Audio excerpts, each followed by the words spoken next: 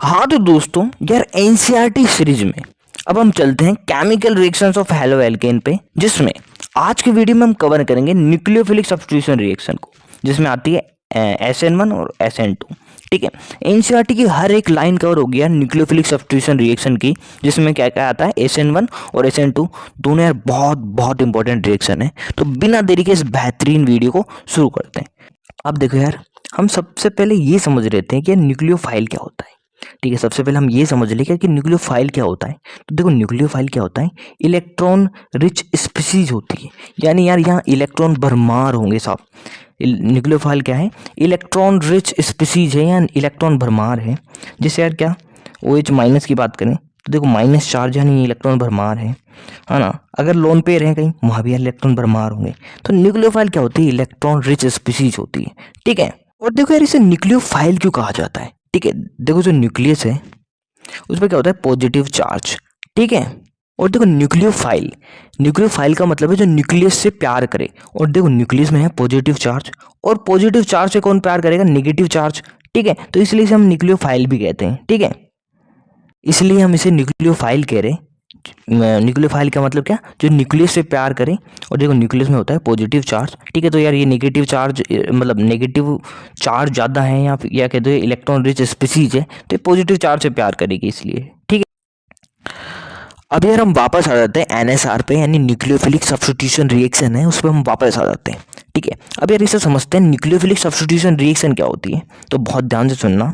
देखो मॉलिक्यूल, कोई मॉलिक्यूल होगा उसका न्यूक्लियोफाइल है ना, कोई मॉलिक्यूल होगा उसका जो न्यूक्लियोफाइल है उसे कोई दूसरा स्ट्रॉन्ग न्यूक्लियोफाइल है वो रिप्लेस कर देगा, यानी इसकी जगह आ जाएगा। ठीक है, एक और आप इस क्या देखो, यहाँ क्या होगा, जो मॉलिक्यूल है, कोई मॉलिक्यूल होगा उसमें क्या होगा, एक थोड़ा वीक न्यूक्लियोफाइल होगा। ठीक है, उसको रिप्लेस कर देगा कोई स्ट्रॉन्ग न्यूक्लियोफाइल, है ना, यानी उसकी जगह आ जाएगा। इसलिए हम इसे कहते हैं न्यूक्लियोफिलिक सब्स्टिट्यूशन रिएक्शन। जैसे हम एग्जाम्पल से देखते हैं ना और बेहतर समझ में आएगा। ठीक है, देखो यहाँ देखें तो कार्बन हेलोजन बॉन्ड है। ठीक है, अब देखो देखो जो हेलोजन है उसकी ईएन ज़्यादा होती है कार्बन की तुलना में। तो देखो यहाँ जो इलेक्ट्रॉन पेयर जो शेयर कर रहे होंगे उसे हेलोजन अपनी तरफ खींच रहा होगा क्योंकि इसकी ईएन ज़्यादा है, तो इसे पार्शियल नेगेटिव चार्ज आ जाएगा और कार्बन पार्शियल पॉजिटिव चार्ज आ जाएगा। ठीक है, अब देखो होगा क्या, कोई स्ट्रॉन्ग न्यूक्लियोफाइल आएगा। देखो यहाँ हम देखें तो जो हेलोजन है वो क्या है, न्यूक्लियोफाइल है। क्योंकि क्या, क्यों क्यों क्योंकि यहाँ ये क्या है, इलेक्ट्रॉन रिच है इस मॉलिक्यूल में। ठीक है, लेकिन यार ये एक वीक क्या है, न्यूक्लियोफाइल है। तो दूसरा न्यूक्लियोफाइल आएगा, इसको हटाएगा और इसकी जगह लग जाएगा।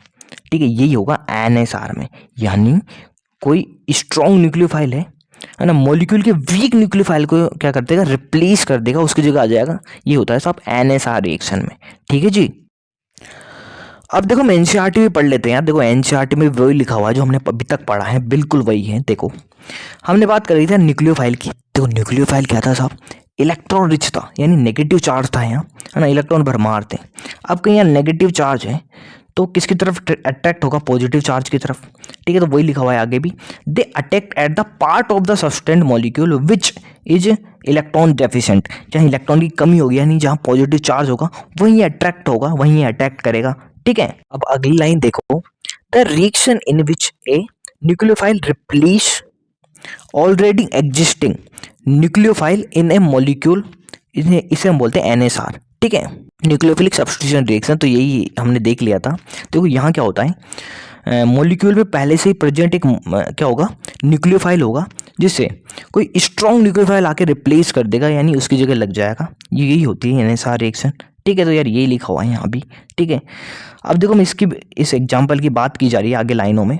हेलो एल्केन, ये हेलो एल्केन है, are substrate in these reaction is this type of reaction a nucleophile react with haloalkane having a partial positive charge. ठीक है, यहाँ पार्शियल पॉजिटिव चार्ज है साहब कार्बन पे, और हेलोजन पे क्या है, पार्शियल नेगेटिव चार्ज है। तो वही लिखा हुआ है, having a partial positive charge on the carbon atom bonded to halogen. ठीक है, हेलोजन से बॉन्डेड है।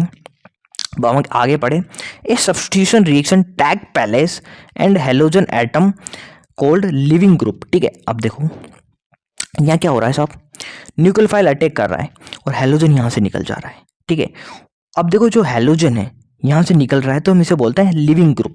क्यों? क्योंकि साहब इस रिएक्शन से क्या है, ये ग्रुप निकल रहा है, हैलोजन निकल रहा है, तो इसे हम बोलेंगे लिविंग ग्रुप। ठीक है, तो हैलोजन क्या होगा, लिविंग ग्रुप हो गया, क्योंकि यार ये बाहर निकल रहा है इस रिएक्शन के दौरान। ठीक है, अब देखो आगे बढ़े।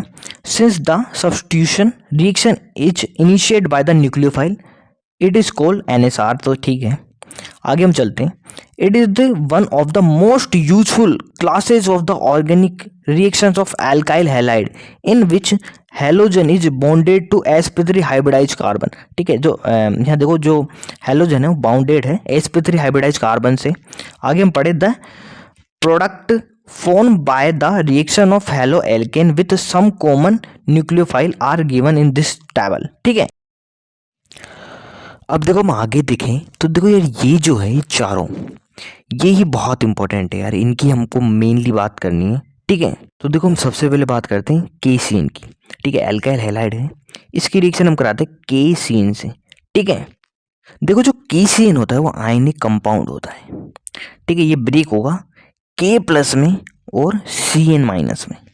ठीक है, ये ब्रेक होगा K+ में और Cn- में।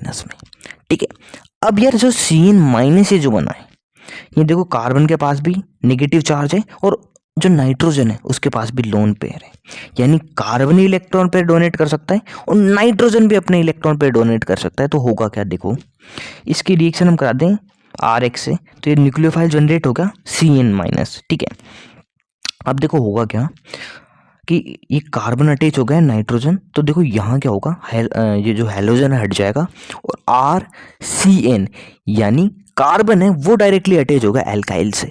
अब ऐसा क्यों, देखो यहाँ देखो ये प्रोडक्ट बन गया RCN।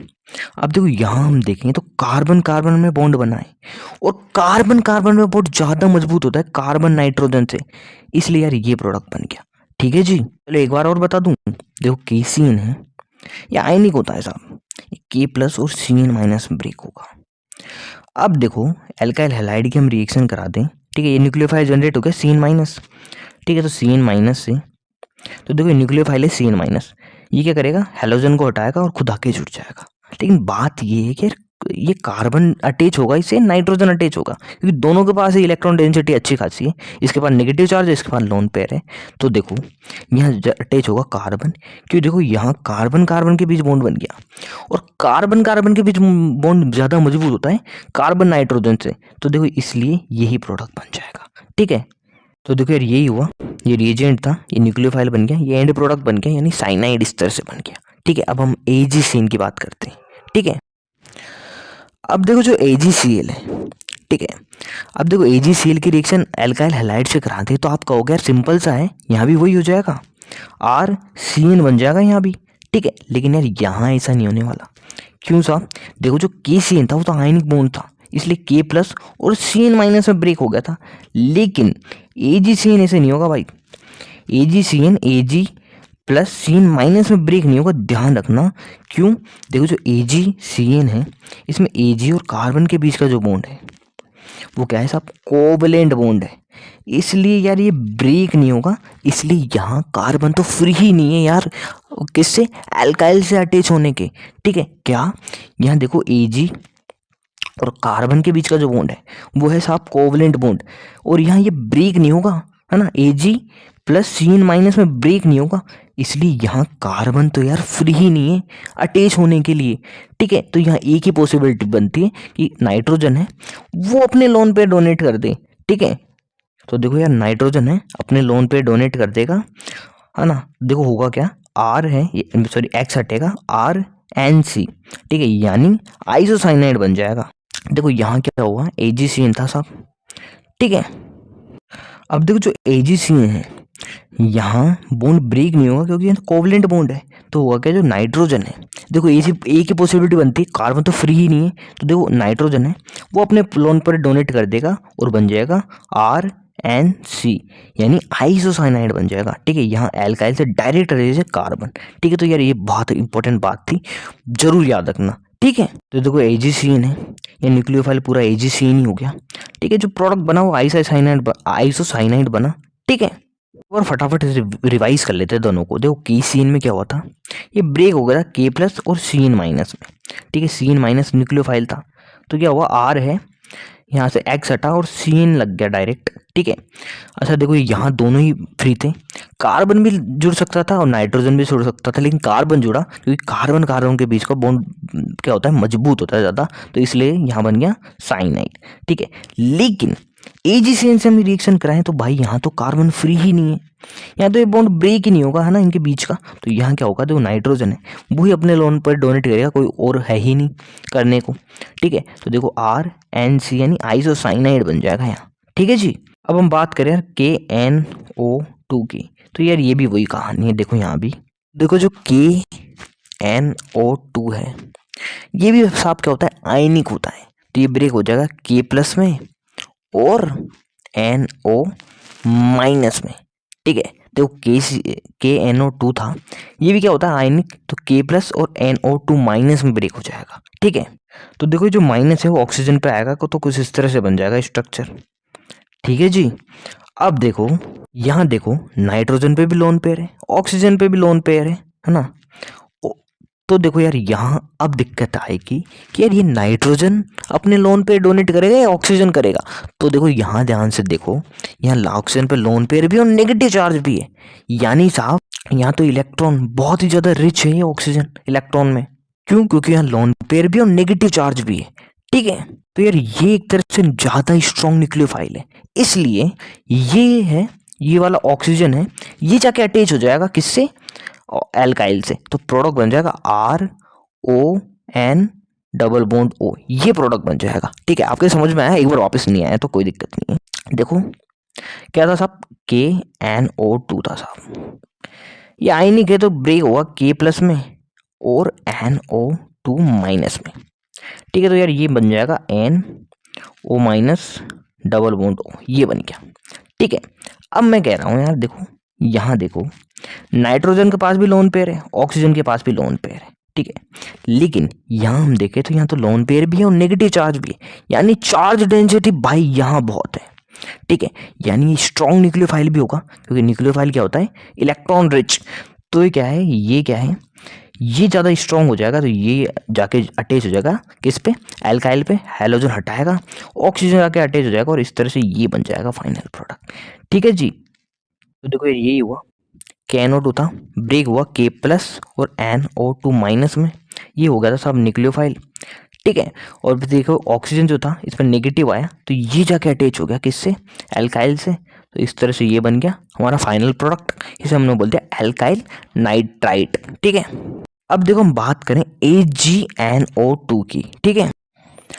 हाँ तो दोस्तों अब हम बात कर लेते हैं यार AgNO2 की, ठीक है। AgNO2 की हम बात कर रहे हैं। देखो AgNO2 का स्ट्रक्चर कुछ इस तरह से होता है, AgON डबल बॉन्ड, ठीक है।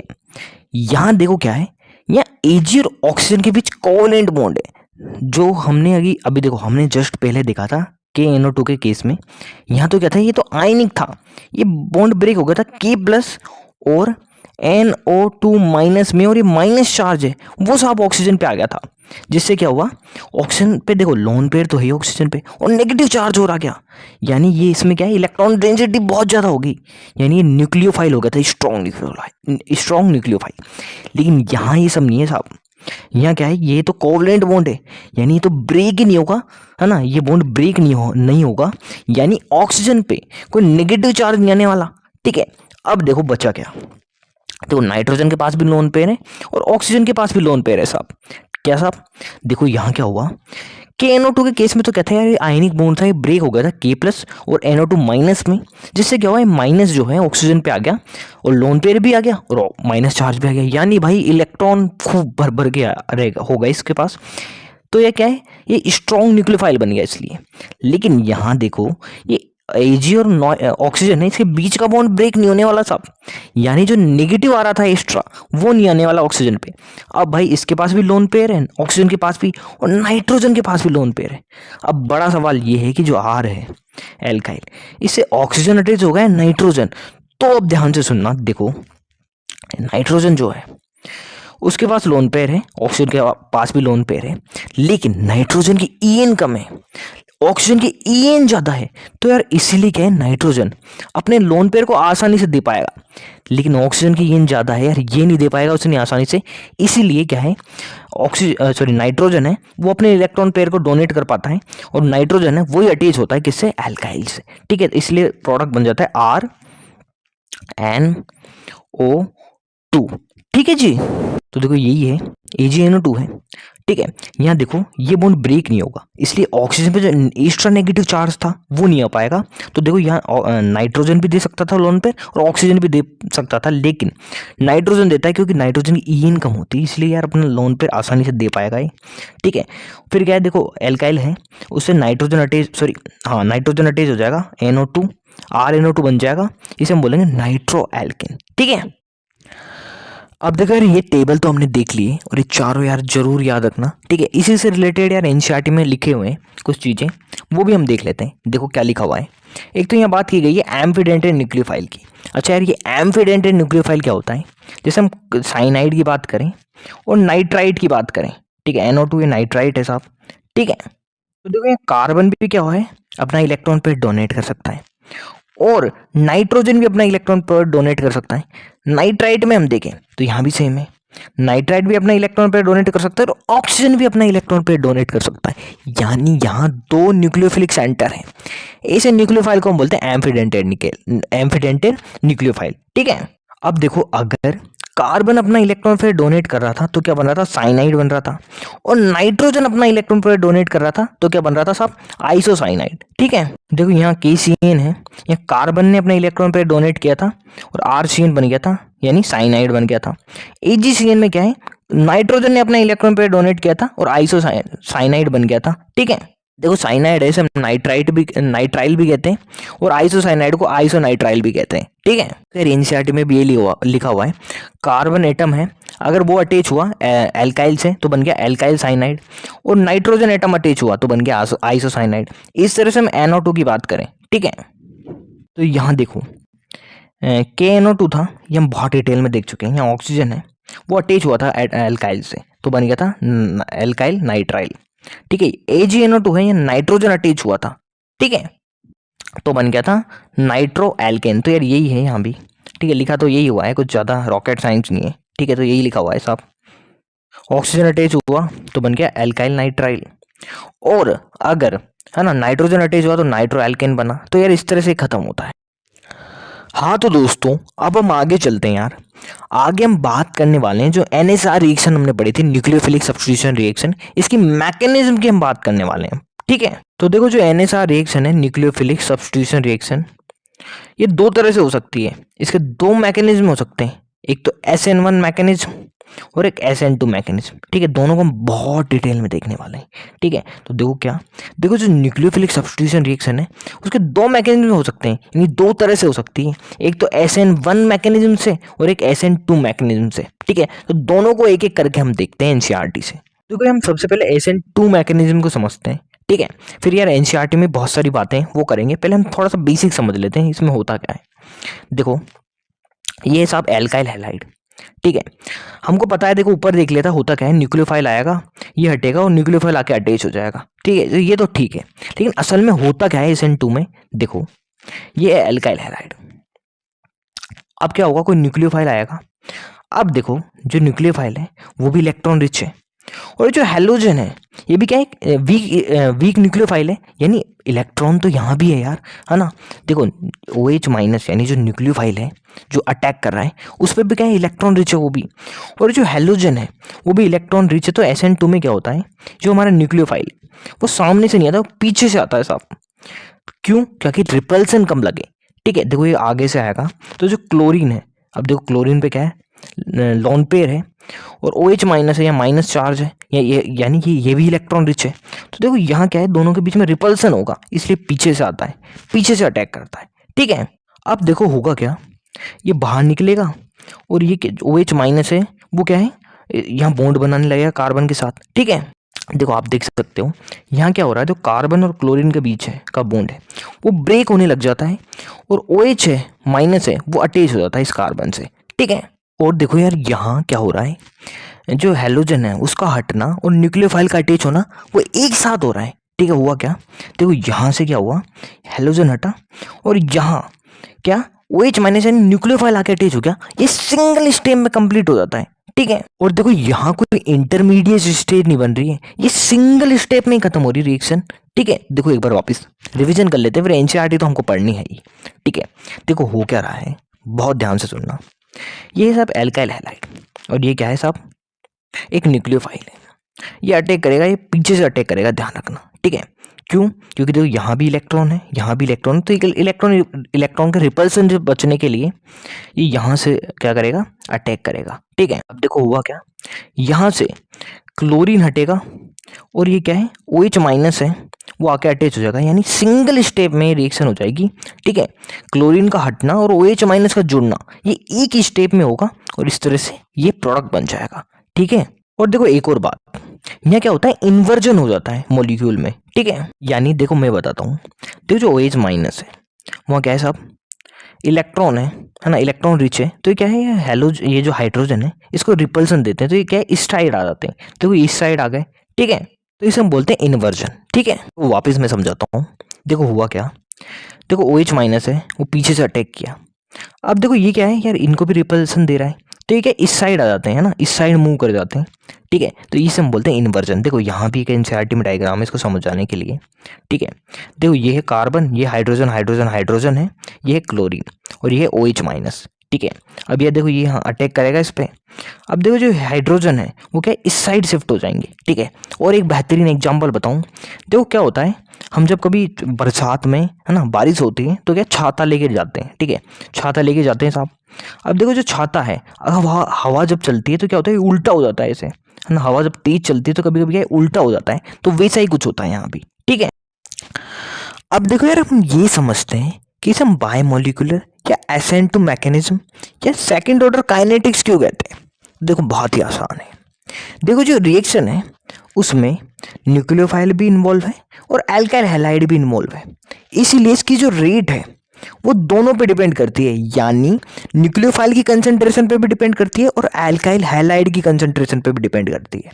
इसलिए हम इसे बोलते हैं सेकंड ऑर्डर काइनेटिक्स या एसेंट टू मैकेनिज्म या बायोमोलिकुलर, ठीक है। तो समझ में आया क्या, देखो जो रेट है वो दोनों पे डिपेंड कर रही है, न्यूक्लियोफाइल पे भी और एल्काइल हैलाइड पे भी, ठीक है, क्योंकि दोनों इन्वॉल्व हो रहे हैं रिएक्शन में, ठीक है। अब यार हम एनसीईआरटी पढ़ लेते हैं, देखो क्या लिखा हुआ है, द रिएक्शन बिटवीन CH3Cl ये एल्काइल हैलाइड है और hydroxide ion to yield methanol, methanol बन गया, ठीक है। एंड क्लोराइड आयन ये लिविंग ग्रुप है, बाहर निकल गया, ठीक है।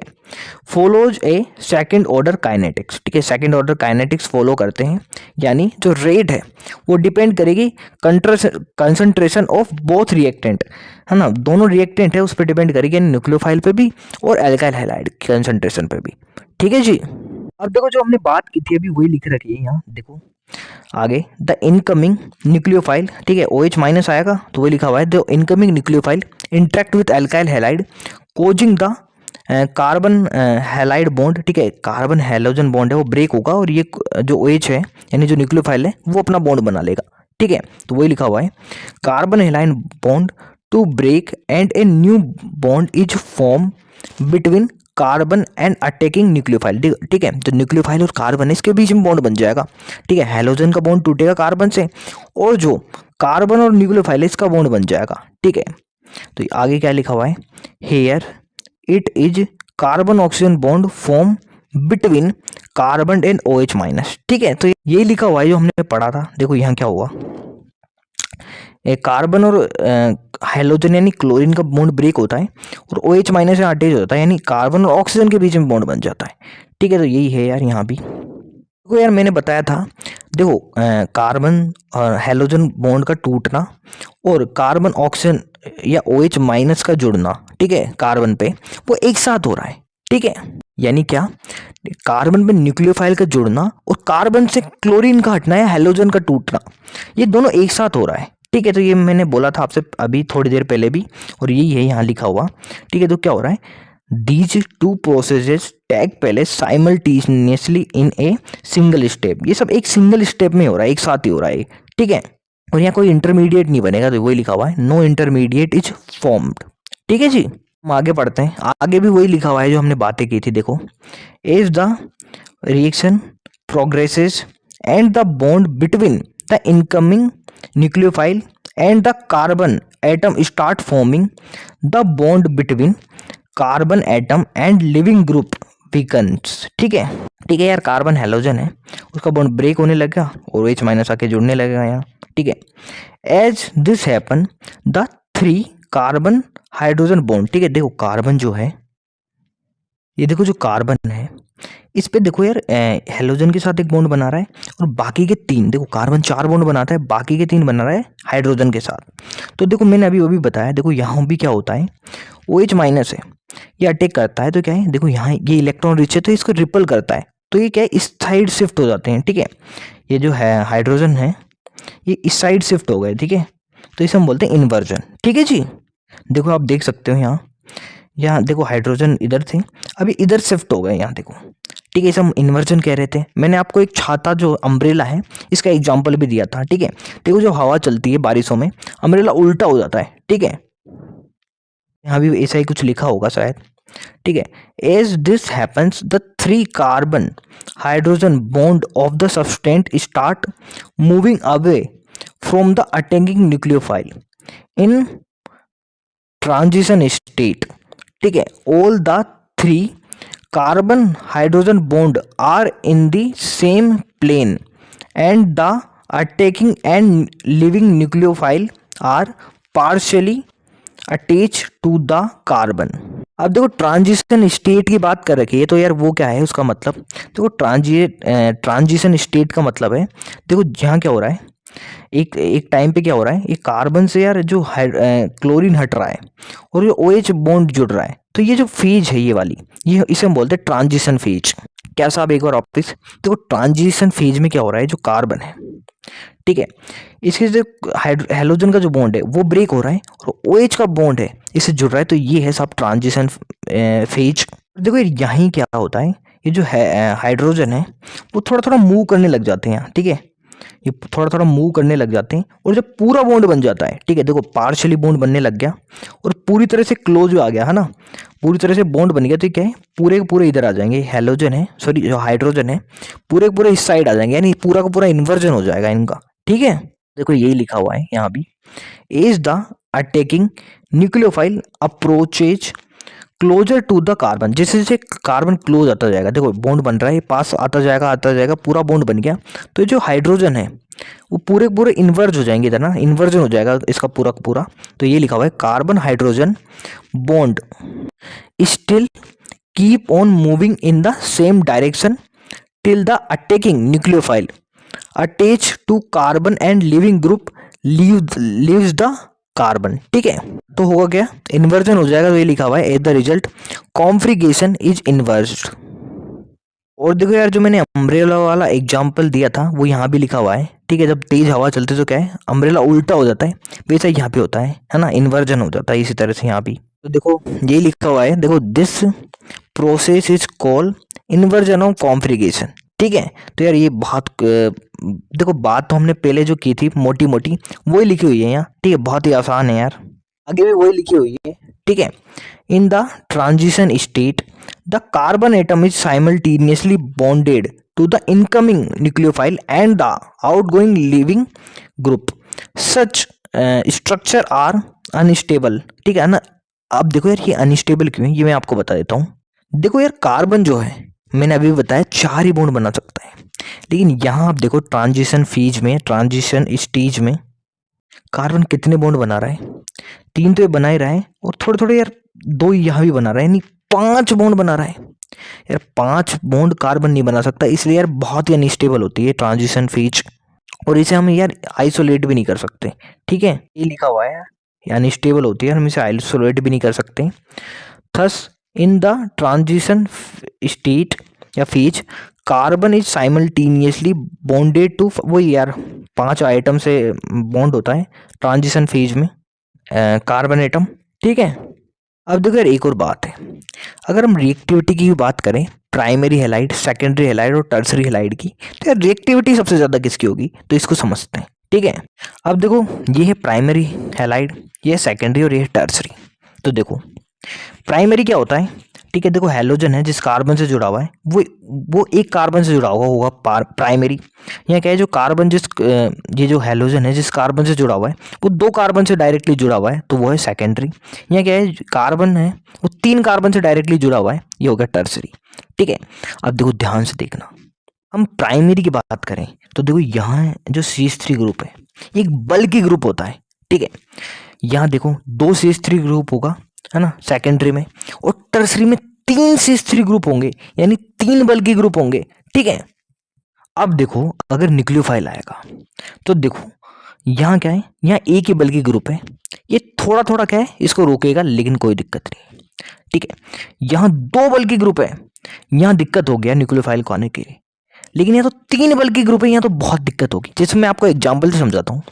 ठीक है। आपको कहीं जाना है यार, है ना, सीधा सीधी गली है, आपको सीधी सीधी गली में जाना है और गली में कोई भी नहीं है तो आप फटाफट पहुंच जाओगे यहाँ।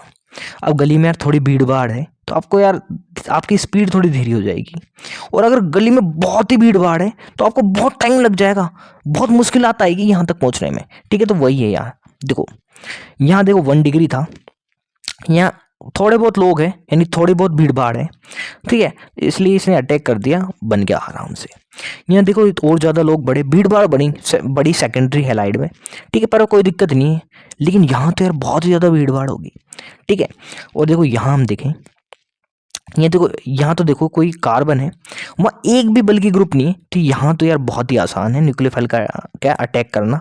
ठीक है। तो देखो रिएक्टिविटी की बात करें तो प्राइमरी हैलाइड है इसकी सबसे ज़्यादा हो जाएगी, क्यों? क्योंकि यहाँ एक ही बल्कि ग्रुप है। ठीक है। सेकेंडरी की इससे कम होगी क्योंकि यहाँ 2 आ जाते हैं, और टर्सरी की तो बिल्कुल ही कम हो जाएगी क्योंकि 3 बल्कि ग्रुप आते हैं। तो यार इस तरह से रिएक्टिविटी है जो डिपेंड करती है बल्किनेस पे। बल्किनेस ज़्यादा हो गया, यानी भीड़ भाड़ ज़्यादा होगी तो न्यूक्लियोफाइल को दिक्कत आएगी यार अटैक करने में। जितनी कम भीड़ भाड़ उतना ही आसानी से रिएक्शन हो जाएगी। तो यार इसीलिए रिएक्टिविटी है प्राइमरी की सबसे ज़्यादा है। ठीक है। यहाँ कोई दिक्कत ही नहीं है भाई, आराम से हो रही रिएक्शन। यहाँ 2 बल्कि ग्रुप है, यहाँ दिक्कत है, यहाँ 3 है, या तो बहुत दिक्कत है टर्सरी में। ठीक है। देखो यार यहाँ भी सेम टू सेम ही लिखा हुआ है। देखो since this reaction require the approach of the nucleophile to the carbon bearing the leaving group, the presence of bulky substituent or on or near the carbon atom having a dramatic inhibition effect. ठीक है। अब देखो आगे, of the simple alkyl halide methyl halide react most rapidly in SN2 mechanism या SN2 reaction. क्यों? देखो इसको हम समझते हैं। देखो मिथाइल हैलाइड क्या है, ये देखो मिथाइल हैलाइड है। ठीक है। अब देखो यहाँ आप देखो तो यहाँ तो यार एक बल्कि ग्रुप भी नहीं है, प्राइमरी हैलाइड था वहाँ तो एक तो था साहब, यहाँ तो एक भी नहीं है, छोटे छोटे ग्रुप लगे हुए हैं, कोई भीड़ भाड़ नहीं है, है ना, पतले पतले लोग हैं भाई बिल्कुल, तो आसानी से यार एक कर लेगा। ठीक है। तो ये रेट है वो सबसे ज़्यादा इसकी होगी। ठीक है। प्राइमरी हैलाइड से भी ज़्यादा होगी मिथाइल हैलाइड की। ठीक है। तो देखो यार ये लिखा हुआ है क्या साहब, because there are only 3 small hydrogen atom. Tertiary की बात करते तो यार बड़ी दिक्कत हो जाती है, तो 3 बल्कि ग्रुप है CH3 तो वही लिखा हुआ है tertiary halide are the least reactive, बहुत कम रिएक्शन दिखाते हैं क्योंकि यार बल्कि ग्रुप भी बहुत ज़्यादा है, बिकॉज बल्कि group hinder the approaching nucleophile, है ना। तो बस यार ये इस तरह से हो गया इसका ऑर्डर। ठीक है। प्राइमरी हैलाइड की सबसे ज़्यादा होगी, सेकेंडरी टर्सरी, और प्राइमरी हैलाइड से भी ये सबसे ज़्यादा मिथाइल हैलाइड की। ठीक है। तो यार इस तरह से SN2 मैकेनिज्म है वो हमारी खत्म होती है। ठीक है। तो एक बार मोटा मोटा रिवाइज कर लेते हैं। देखो हमने क्या पढ़ा है SN2 में, देखो एल्काइल हैलाइड था, न्यूक्लियोफाइल अटैक क्या पीछे से करेगा साहब अटैक। ठीक है। वो क्या, ये जो है हाइड्रोजन थे इनको रिपल्सन दिया और ये पीछे आ गए भाई, यानी इन्वर्जन हो गया। ठीक है। और ये जो रिएक्शन है वो सिंगल स्टेप में खत्म होती है। ठीक है। यानी ये जो कार्बन से हैलोजन हट रहा है और जो OH जुड़ रहा है वो एक ही स्टेप में हो रहा है, सिंगल स्टेप में हो रहा है, कोई इंटरमीडिएट नहीं बन रहा है यहाँ। ठीक है। और देखो यार सेकंड ऑर्डर काइनेटिक्स को फॉलो करती है, इसलिए हम इसे SN2 भी कहते हैं। क्यों साहब?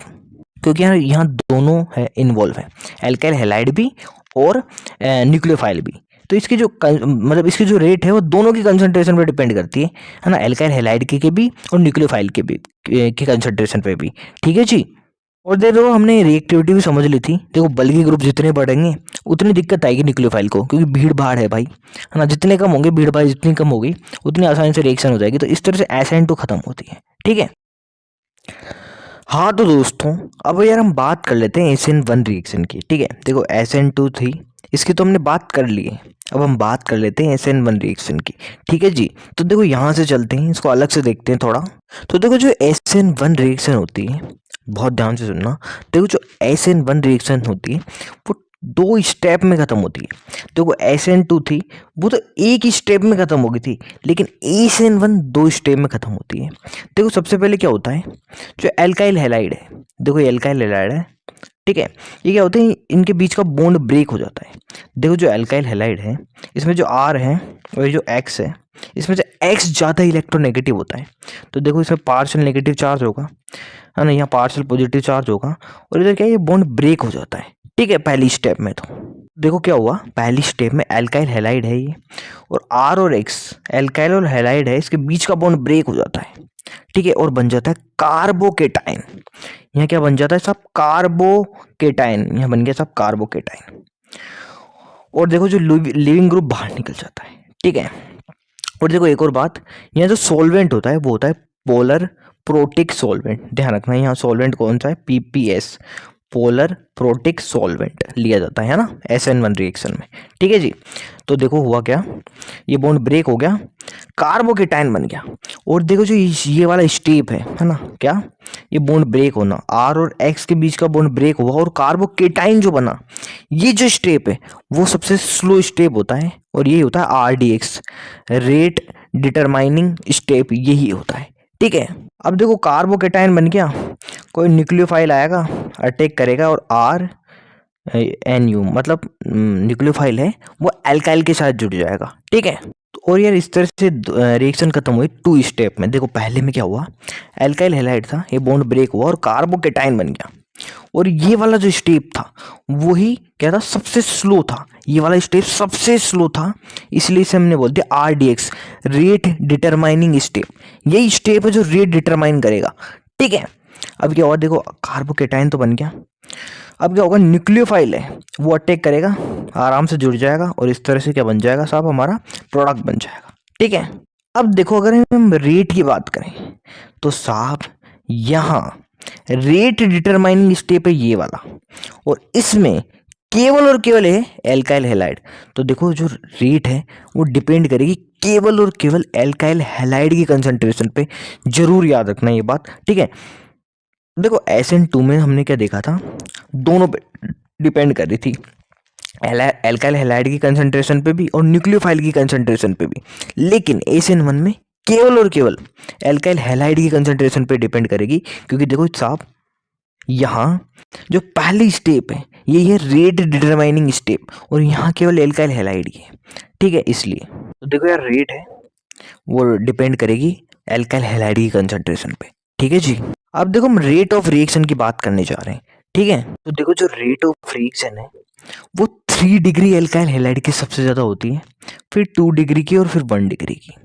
ठीक है, अब आप यार सोचोगे यहाँ ये क्या हो गया यार, है ना, वहाँ तो ये उल्टा था। तो देखो ये हम समझते हैं बहुत बेहतरीन तरह से। तो देखो यार ये हो गया 3 डिग्री एल्काइल हैलाइड, ये हो गया 2 डिग्री एल्काइल हैलाइड, और ये हो गया 1 डिग्री एल्काइल हैलाइड। ठीक है, अब देखो आपको ध्यान होगा, बहुत ध्यान से देखा था हमने। देखो जो SN1 रिएक्शन थी उसके पहले स्टेप में क्या हो रहा था, ये बॉन्ड ब्रेक हो रहा था। ठीक है, एल्काइल और जो हैलोजन के बीच का बॉन्ड था ये ब्रेक हो रहा था साहब। ठीक है, ये बॉन्ड ब्रेक हो रहा था। ठीक है, तो ये क्या होगा, पहली स्टेप में ये बॉन्ड ब्रेक हो जाएगा, और क्या बन रहा था, कार्बोकेटाइन। बहुत बहुत इंपॉर्टेंट, देखो SN1 रिएक्शन में क्या हो रहा था, फर्स्ट स्टेप में जो कार्बन और हैलोजन का बॉन्ड था वो ब्रेक हो रहा था। ठीक है, ये बॉन्ड ब्रेक हो जाएगा यहाँ से, और यहाँ क्या बन जाएगा साहब, कार्बोकेटाइन बन जाएगा, यहाँ बन जाएगा कार्बोकेटाइन, यहाँ क्या बन जाएगा, कार्बोकेटाइन। ठीक है, तो यार इस तरह से कार्बोकेटाइन बन गए। ठीक है, अब देखो अगर कार्बोकेटाइन की स्टेबिलिटी देखें तो देखो हम अल्फा हाइड्रोजन काउंट करेंगे। ठीक है, देखो अल्फा हाइड्रोजन कैसे काउंट करते हैं कि जो कार्बोकेटाइन है उससे जुड़े हुए जो कार्बन है उनके हाइड्रोजन को बोलते हैं हम अल्फा हाइड्रोजन। तो देखो ये कार्बोकेटाइन है, इसे 3 कार्बन जुड़े हुए हैं। ठीक है, और इन पे 3 हाइड्रोजन यहाँ, 3 यहाँ और 3 यहाँ, तो अल्फा हाइड्रोजन हो गए 9। ठीक है जी, यहाँ हम देखें तो यहाँ अल्फा हाइड्रोजन 6 हो जाएंगे इस तरह से, और यहाँ 3 हो जाएंगे। यानी देखो अल्फा हाइड्रोजन जितने ज़्यादा होते हैं ना, स्टेबिलिटी उतनी ज़्यादा होती है। यानी ये जो कार्बोकेटाइन बना है टर्सरी एल्काइल हैलाइड का जो कार्बोकेटाइन बना है, ठीक है, ये वाला सबसे ज़्यादा स्टेबल है, फिर 2 डिग्री वाला और ये 1 डिग्री वाला, ठीक है। अब देखो यहाँ न्यूक्लियोफाइल अटैक करेगा, तो देखो यार न्यूक्लियोफाइल सबसे तेजी से कहाँ अटैक कर पाएगा, टर्सरी पे, क्योंकि यार ये सबसे ज़्यादा स्टेबल है। फिर यहाँ अटैक कर पाएगा सबसे, फिर यहाँ, ठीक है। तो देखो रेट जो है सबसे ज़्यादा होगी टर्सरी की, क्योंकि यहाँ फटाफट से न्यूक्लियोफाइल है वो अटैक कर देगा, क्योंकि ये सबसे स्टेबल है। फिर यहाँ और फिर सबसे कम यहाँ, ठीक है। तो 3 डिग्री है, यहाँ सबसे होगी ज़्यादा होगी रेट, फिर 2 डिग्री की, फिर 1 डिग्री की, ठीक है। तो एक बार वापस देख लें, देखो ये 3 डिग्री एल्काइल हैलाइड था, ये 2 डिग्री और ये 1 डिग्री, ठीक है। देखो बॉन्ड ब्रेक हुआ, कार्बोकेटाइन बना साहब। अब देखो जो सबसे ज़्यादा स्टेबल कार्बोकेटाइन था वो ये वाला था, 3 डिग्री वाला, है ना, फिर 2 डिग्री वाला, फिर 1 डिग्री वाला। अब देखो जो न्यूक्लियोफाइल अटैक करेगा, हाँ, सबसे स्टेबल पे सबसे फास्ट करेगा, यानी रेट सबसे ज़्यादा हो जाएगी 3 डिग्री की, फिर 2 डिग्री, फिर 1 डिग्री की, ठीक है। और अब देखो यार एक और हम बहुत इंपॉर्टेंट बात करने वाले हैं। अगर हम बात करें यार एल्काइल आयोडाइड की, एल्काइल ब्रोमाइड की, एल्काइल क्लोराइड की और एल्काइल फ्लोराइड की, इनकी रिएक्टिविटी की बात करें तो यार सबसे ज़्यादा रिएक्टिविटी किसकी होगी, तो देखो ये भी बहुत आसान है। देखो क्या होता था पहले स्टेप में, एल्काइल और हैलाइड इसके बीच का बॉन्ड ब्रेक होता था, तो देखो यार ये तो सबसे कमज़ोर बॉन्ड है, तो ये आसानी से टूट जाएगा, है ना। ये यार थोड़ा मजबूत है इसकी तुलना में, ये और मजबूत है, और सबसे मजबूत तो ये है एल्काइल और फ्लोरीन का, ठीक है। तो देखो यार सबसे ज़्यादा रेट भी किसी हो जाएगी इसकी, कि आसानी से टूट गया और फटाफट से कार्बोकेटाइन बन गया साहब। ये भाई थोड़ा टाइम लगाएगा, ये और टाइम लगाएगा, और ये तो सबसे ज़्यादा मजबूत बॉन्ड है यार, ये टूटेगा ही नहीं इतनी आसानी से, ठीक है। तो यार इसकी रिएक्टिविटी सबसे कम हो जाएगी, ठीक है। तो देखो यहाँ भी यही है रिएक्टिविटी का ऑर्डर, ठीक है। देखो यार ये बॉन्ड आसानी से ब्रेक हो जाएगा, फटाफट से कार्बोकेटाइन बन जाएगा। इसको थोड़ा टाइम लगेगा, इसको तो बहुत लग जाएगा यार, क्योंकि ये तोड़ना बहुत मुश्किल है।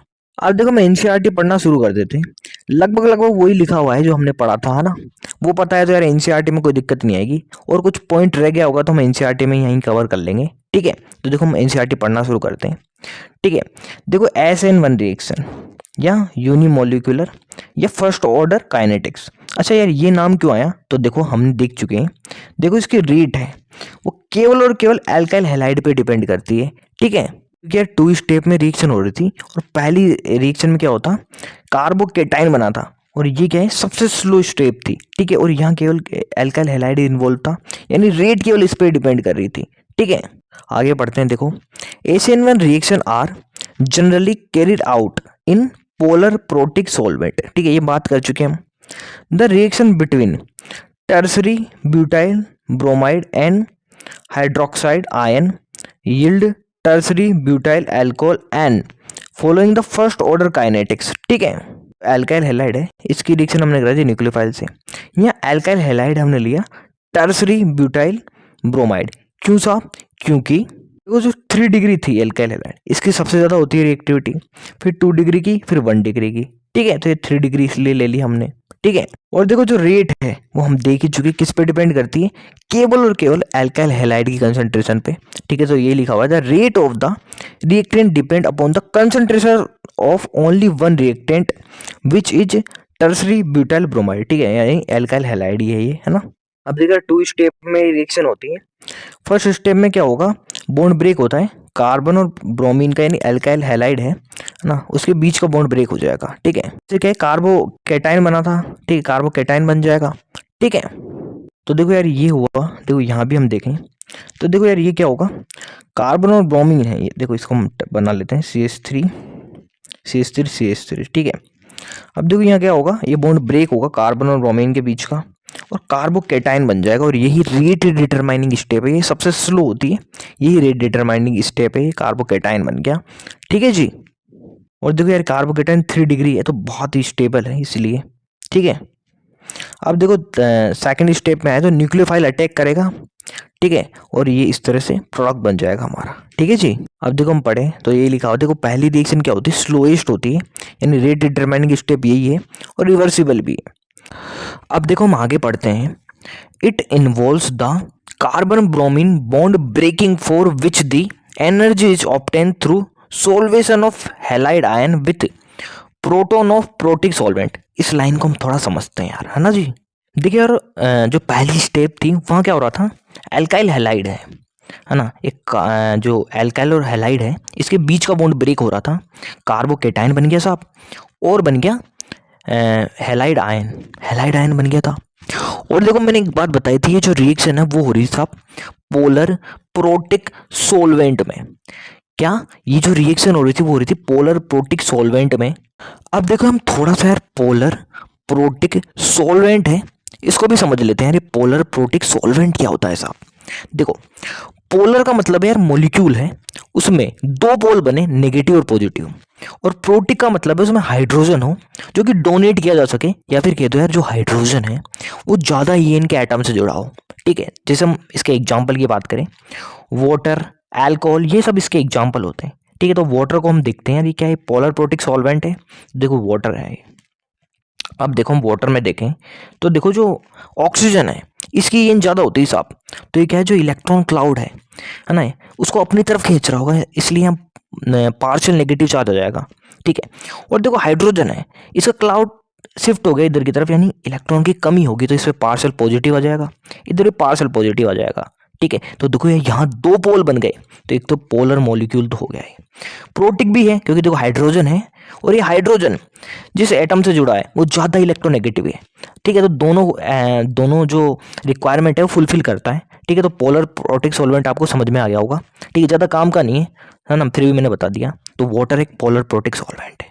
ठीक है, अब देखो यहाँ हमने देखा था ये हैलाइड आयन बना था साहब, ये हैलाइड आयन बना था, तो दो देखो अब होगा क्या, ये है हैलाइड आयन। ठीक है, और देखो वाटर है, उसका स्ट्रक्चर बना लेते हैं एक बार हम, ये है वाटर। अब देखो हैलाइड आयन पे है नेगेटिव चार्ज, और हाइड्रोजन पे क्या है, पॉजिटिव, पार्शियल पॉजिटिव है ना, सॉरी पार्शियल पॉजिटिव है। ठीक है, तो इनके बीच में क्या होगा, अट्रैक्शन होगा, है ना। तो होता क्या है यार, जो वाटर के मॉलिक्यूल है ये हैलाइड आयन को चारों तरफ से घेर लेते हैं। देखो कुछ इस तरह से, देखो ये हैलाइड आयन है, ठीक है, देखो दिख रहा होगा यार, हैलाइड आयन है, इसको चारों तरफ से वाटर के मॉलिक्यूल जो है उनने घेर लिया है। ठीक है, और देखो यहाँ क्या है, अट्रैक्शन हो रहा है ना, हैलोजन और हाइड्रोजन के बीच में। ठीक है, और देखो जब भी अट्रैक्शन होता है तो क्या होता है, एनर्जी रिलीज होती है।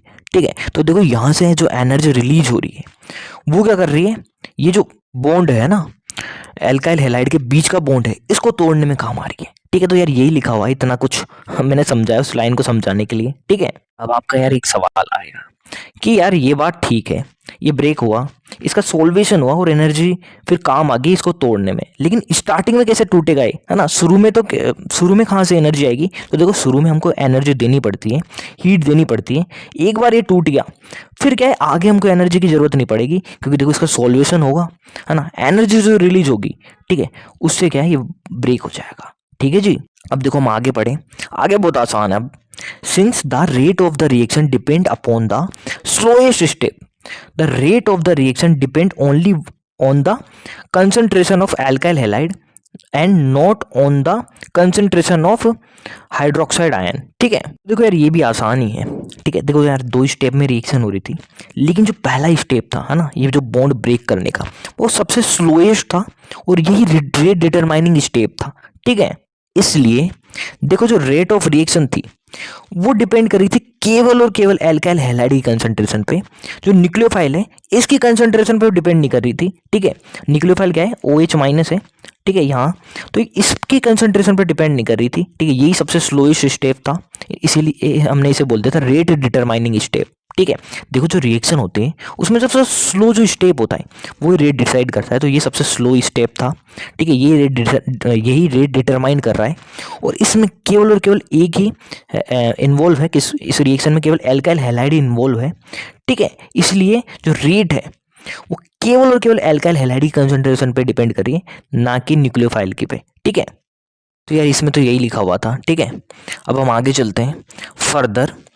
देखो greater the stability of the carbocation greater will be the ease of the formation of alkyl halide and faster will be the rate of reaction. देखो यार ये हम देख चुके हैं अच्छे से।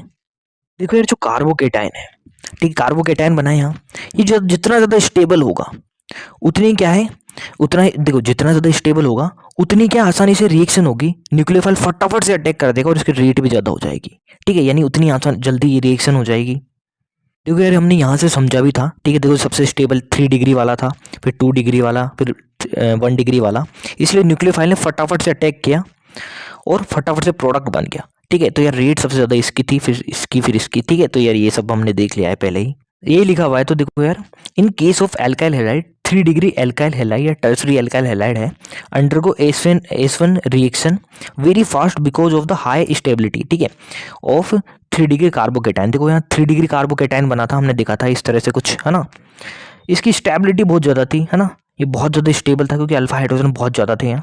ठीक है, तो यही लिख रखा है यार यहाँ भी, है ना, इसलिए यार फटाफट न्यूक्लियोफाइल आया, फटाफट से रिएक्शन हुई, इसी की रेट सबसे ज़्यादा होगी इसलिए, क्योंकि यार ये ऑर्डर लिख रखा है।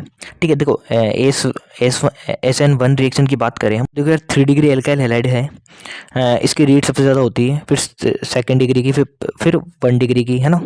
लेकिन SN2 रिएक्शन में उल्टा हो जाता था। ठीक है, ये मैंने बताया था आपको ना।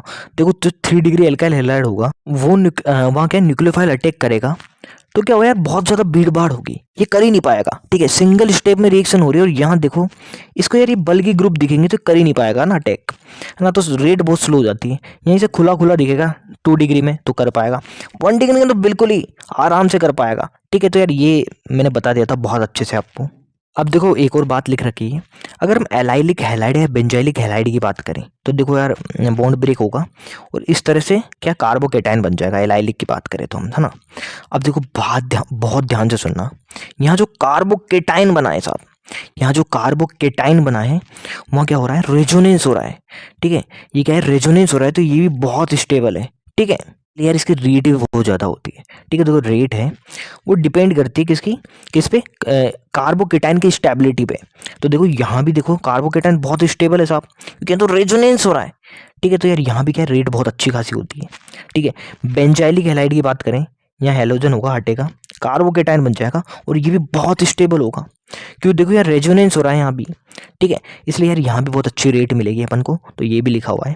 और ये तो हम बात कर ही चुके हैं यार, है ना, क्यों एल्काइल है आयोडाइड की रेट ज़्यादा होती है ना, और सबसे कम एल्काइल फ्लोराइड की होती है, ये सब हम देख चुके हैं। ठीक है, तो यार इस तरह से SN1 रिएक्शन खत्म होती है हमारी। हाँ तो दोस्तों यार इस तरह से हमारी बेहतरीन वीडियो खत्म होती है। ठीक है, जिसमें हमने SN1 और SN2 को कवर कर लिया है। ठीक है, वीडियो पसंद आई तो प्लीज़ लाइक करें, इस तरह की और वीडियो देखने के लिए चैनल को सब्सक्राइब करें। धन्यवाद। और अगली वीडियो में हम कवर करेंगे stereo chemical aspect of nucleophilic substitution reaction, तो प्लीज़ यार कंटिन्यू रहना। धन्यवाद।